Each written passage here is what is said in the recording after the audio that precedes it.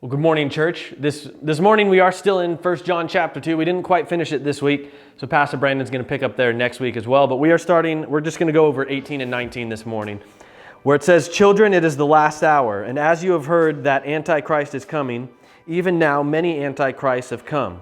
By this we know that it is the last hour. They went out from us, but they did not belong to us. For if they had belonged to us, they would have remained with us. However, they went out so that it might be made clear that none of them belong to us." Now that might be confusing. I know for us today it's easy to focus on things that we hear in the book of Revelation. And so when you hear the word Antichrist, you immediately grab onto that and think it's talking about one specific person. But then all of a sudden it uses a plural version of that. You'll notice it says the Antichrists.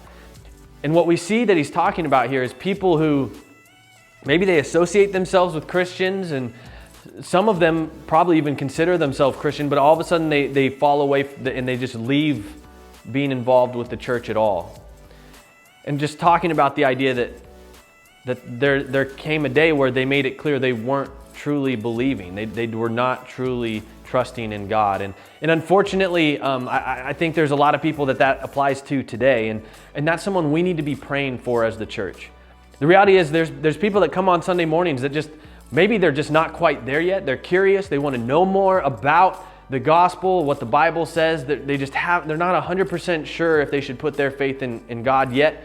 But there's others who maybe they come out of obligation. Maybe they come because someone drug them to church and they don't really want to be there, but they showed up because they care about a person that wanted to be here. And those are people we need to be praying for, that while they're at one of our services or watching one of our services online, that God would speak to them. And I hope that we always have people like that in our congregation. That shows that there's evangelism happening even on a Sunday morning, that people might be able to hear the gospel for the first time and experience that mercy and grace that we've been incredibly blessed by beyond what we deserve.